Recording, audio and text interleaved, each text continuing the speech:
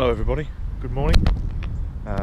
Pike fishing today at a gravel pit, and lovely picturesque gravel pit here, and I've just rigged up. I've just put one rod out,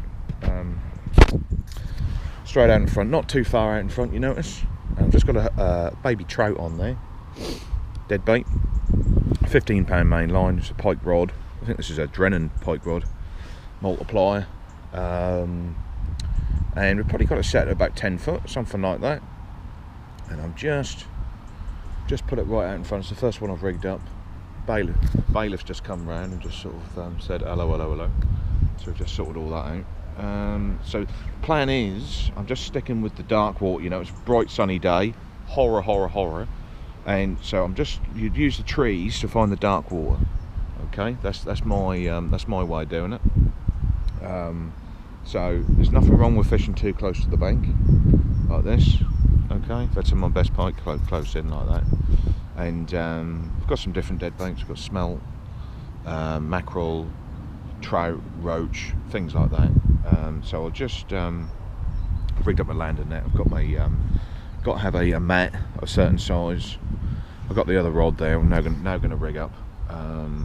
So I'll show you a typical dead bait rig. Okay, but you know, sometimes one rod is enough, but probably going to start to rig up two. Right, so we're rigged up, ladies and gentlemen. So I'll just quickly show you what we got. So we got traditional. This is called a Zeppler 20 gram. It's just a pike float. Any pike float will do. Bead above. All right.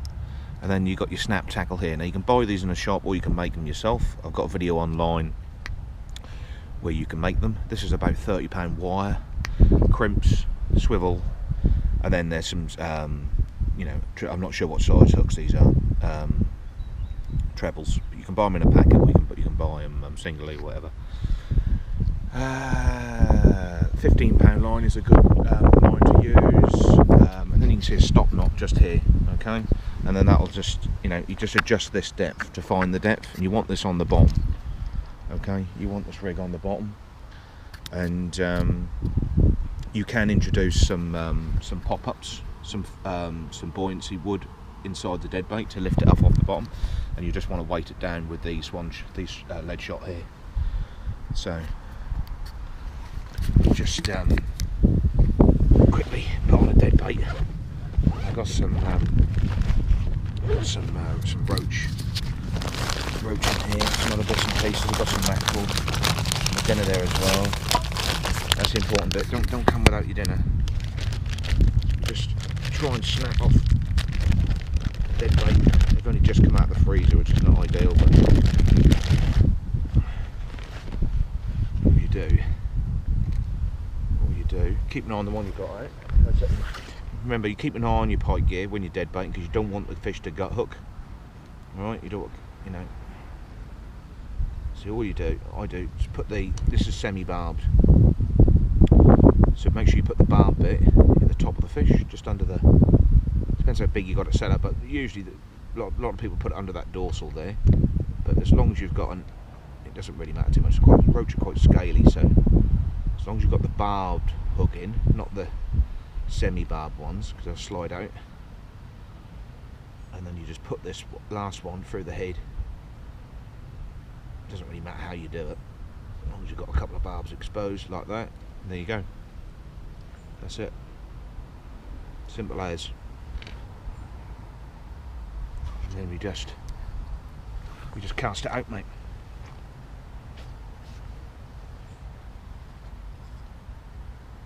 Set the drag.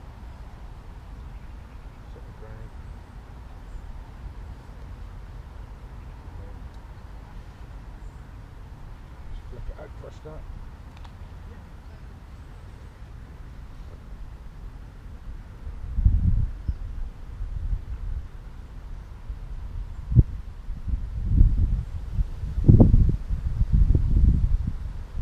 There you are. So the old saying goes, fish your feet first, so that's what we're doing.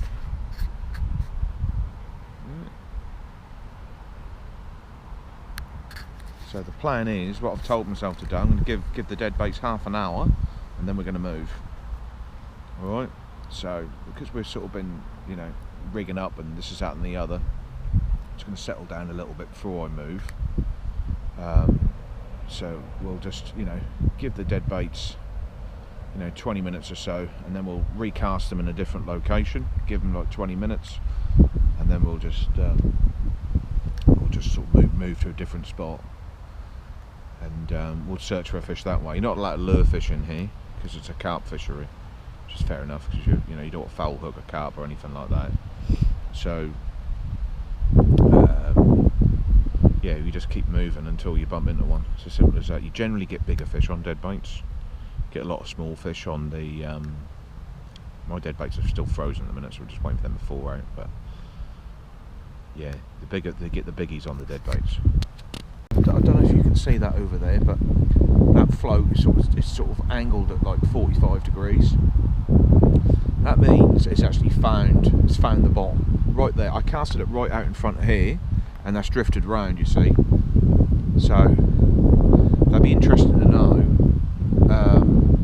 You know, curious to know how much off the ground that dead bait was when it was drifting over that area there. So it's not actually a bad strategy. I was probably only a foot or 2 feet above the bottom. Now I don't actually think that's a bad height to have it.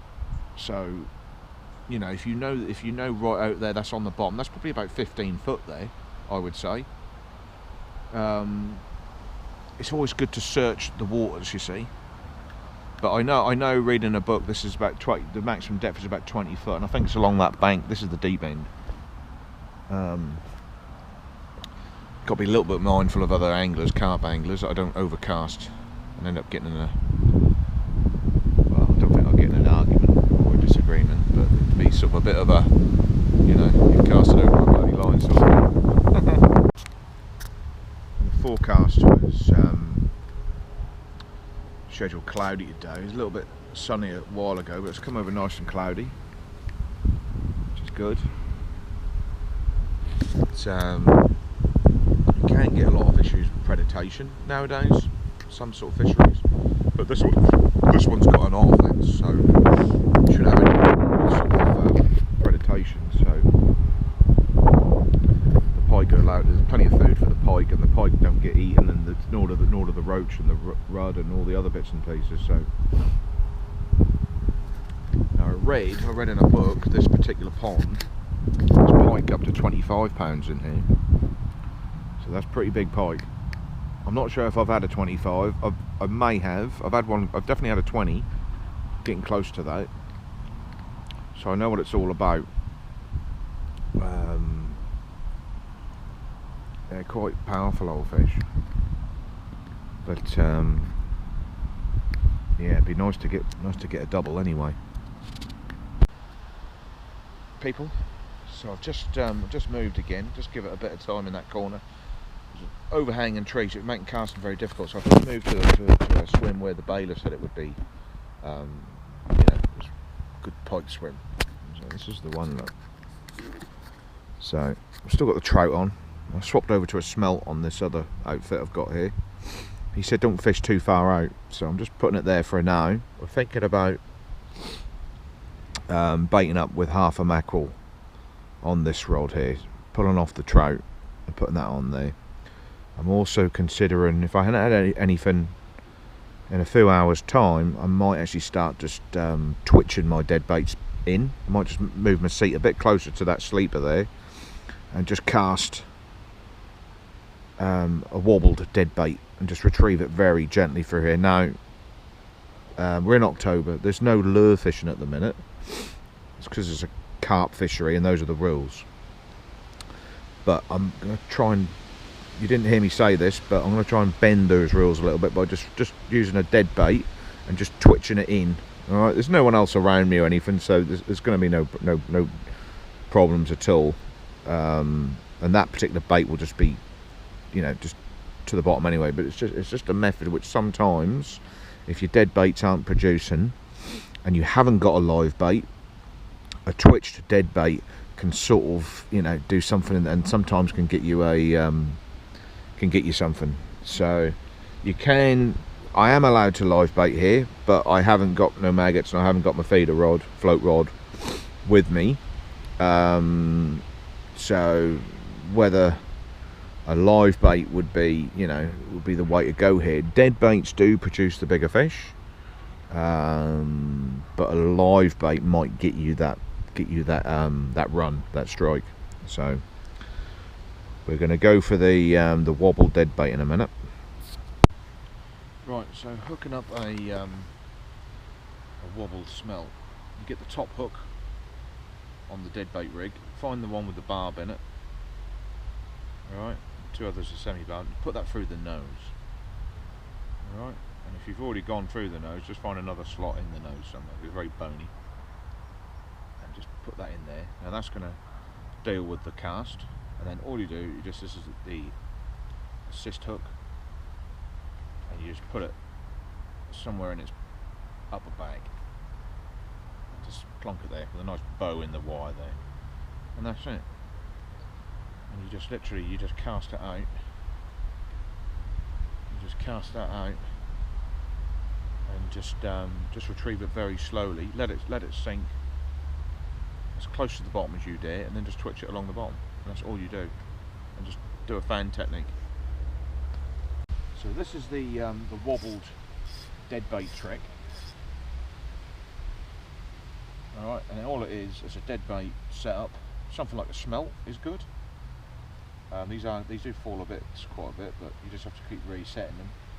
Just keep rechecking them. I've had a few pike on a wobbled dead bait, a wobbled smelt, sorry. Don't even see it very well, but they do start to crap out. But the head is quite tough. So you make sure you've got your barb in. One SSG. Can you see that there on the actual wire itself? And then I've just got the straight line to it. Now we've had a little splash just out in front there. Now I don't know. All you do, you just basically, it's called a twitched dead bait technique. Might watch out for trees. You don't put it in a bloody tree. So basically, we've got a dead bait already out there. Now, it's early in the year, and from my experiences, when you're dead baiting, if you ain't had a run off a swim in about 10 to 45 minutes, sorry, inside 30 minutes, then that's not hot. You're not on a hot swim. Now we're just locked into something there, so see if that develops. Now what can happen sometimes with this wobbled smelt is just retrieving on the bottom. You might run into a snag like what we've probably done, but sometimes it'll just behave funny, and that's sometimes when a pike has grabbed him. So this is as good as lure fishing. There we go. No, that's just on the bottom. So you've got to sort of just twitch it, you see. So because it's been in the bottom, we've got to check it now. Make sure it's going to present okay. We can always go back to dead baiting, but don't even see it there. It's just twerked along, and that's all you got to do. That's all you got to do. So you've got one in the head, and then we're just going to go into this. So I'm not sure how long this smelt is going to last. Probably going to last about another 2, 3, 4 casts maybe. That's why it's important not to whack it too hard. But I've got some roach and trout and all sorts in there, so.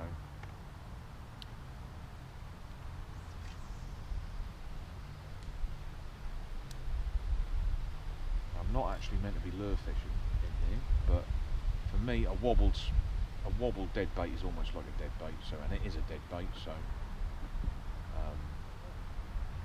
actually no problem with that. We just got, you want to let it sink as much as you do. There's a bloke over there, he's hooked a carp and that's got snagged, and the bailiff pulled it out and it's still, hang on, what's happened here? Pulled into something. Now that's locked into something. That's probably that snag again or whatever it is. But if there's a fish, you'll feel a knock, and if you feel that knock, you want to strike fairly firmly, but not crazily. You know what I'm saying? So there's nothing there.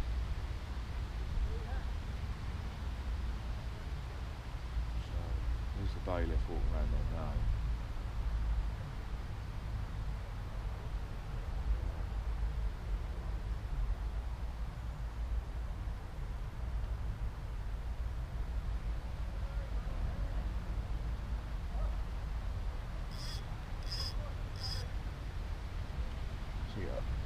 a wobbled dead bait, I'll be brutally honest with you, that is as good as it gets for catching an even big pike.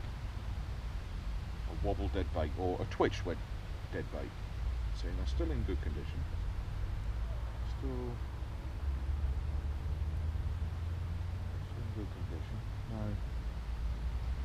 I've still got that half a mackerel out there.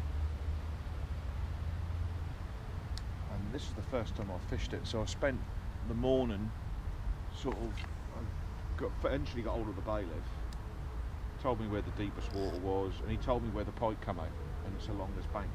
So if you can't get one on a twitched dead bait, then there's nothing here for some reason at the minute. So it's just retrieving it ever so slowly and just giving it a little twitch. That's all we're doing.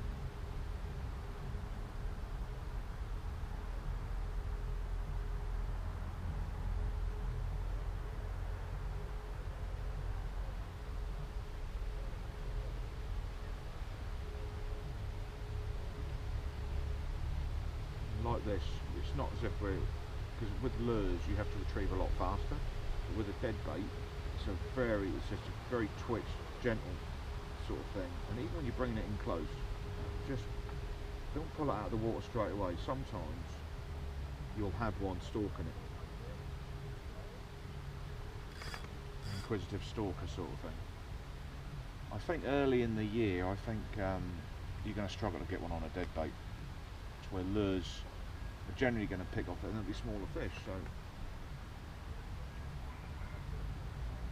I think this is where the wobbled dead bait comes into its fore, really. It comes into its fore, a cross between a lure and a dead bait.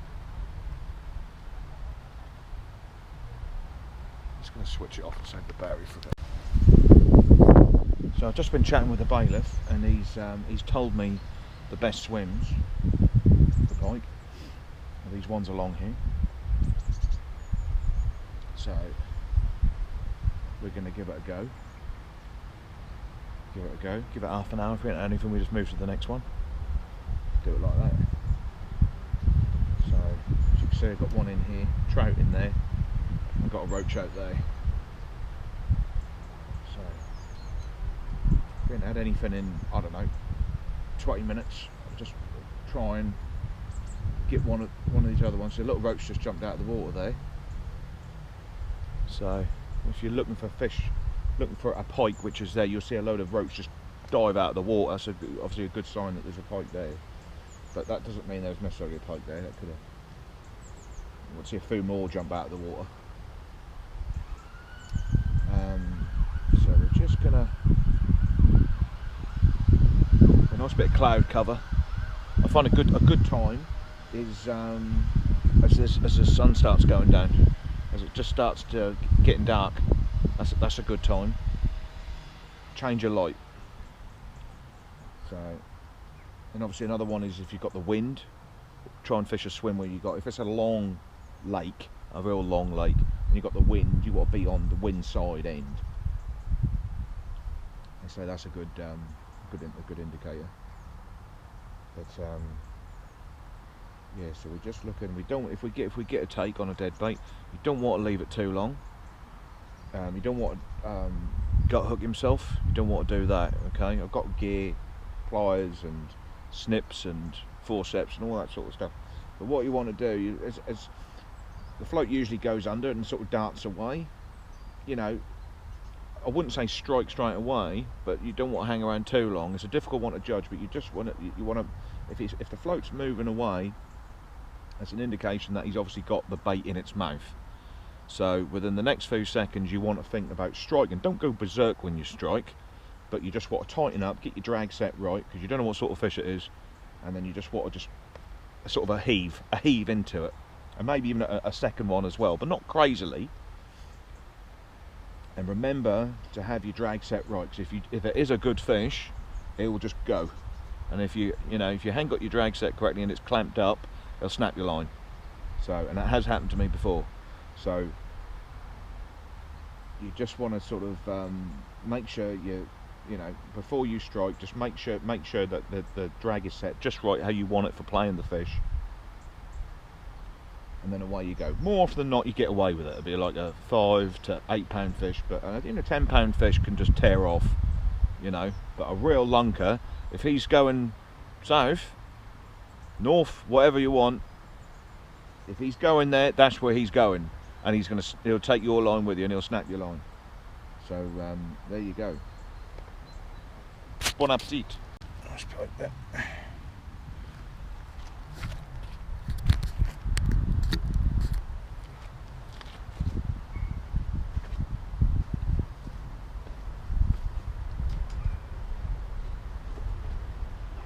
Got one in the end. We got one in the end, mate. It's about 5 or 6 pound. It's got a jump when I grab hold of it.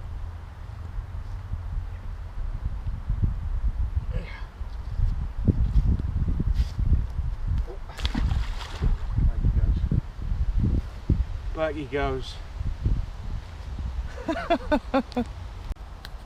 Yeah, so we had one on, and you know, the float did take off, so I sort of yanked into it. Anyway, cut long story short, he let go. I saw the fish. He's similar sort of size, I would say. It's always disappointing when you don't get a hook up. I thought I'd sort of left it enough. You know, he got hold of the bait. It's a difficult one to juggle between, you know, making sure he's got the hooks down enough for you to strike and that you're going to set the hook. You do run the risk of gut hooking the fish, so you know, I'm fishing quite close in. I did see the fish. He wasn't huge, so I'm not that bothered. But it's important that you don't gut hook the fish. That's key. So striking early is good, but you've got to sort of, you know, let him have it a little bit as well. I was probably a little bit unlucky just then, but that's the way it goes sometimes. Yeah, so pikey. Reasonable size pike, look. Reasonable size one.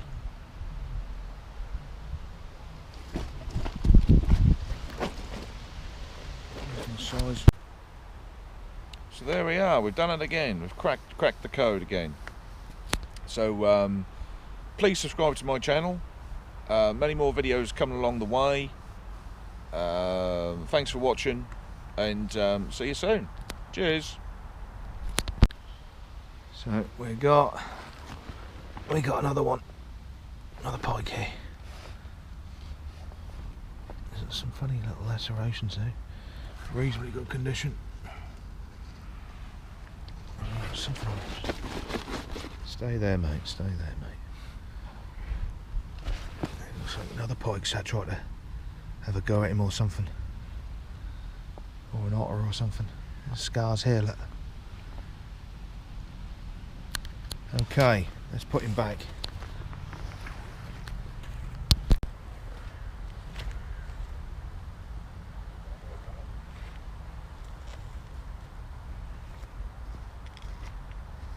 you go. Nice pikey.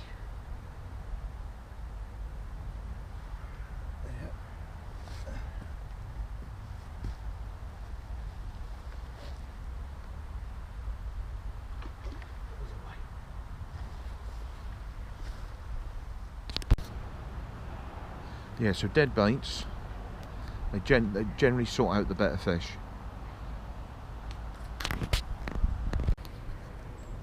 So we've had one, we've managed to get hold of one on a roach, not far from where I'm fishing at the minute. First time I fished this lake, and I literally, when I bumped into the bailiff, I said to him, where's the deepest? Where are the pike coming out? And he pointed me in the right direction. Within a few hours, I've had one. Not a biggie, about 4 or 5 pound. He's just saying, tuck it into the margins. Got another one over there around the margins. So, information is key. It's absolutely key. Any sort of fishing, wherever you are. And we're not in the deepest stretch of water. It's October. This is by no means the deepest. I was pretty certain that really lures are only going to be what the fish would come on this time of year, but I've been proved incorrect. He swallowed the dead bait, and that's it really. It's, yeah, so mission accomplished. And okay, let's see if we can get another one, eh? Yeah, so we've had 4, landed 2. The hooks I'm using are a bit small, so going to try and make up some bigger hooks. But yeah, this is we've had a couple, whether it's the same fish or not. We've lost a couple down there and managed to get one from there, and then not far from where I am now, so I had one earlier on.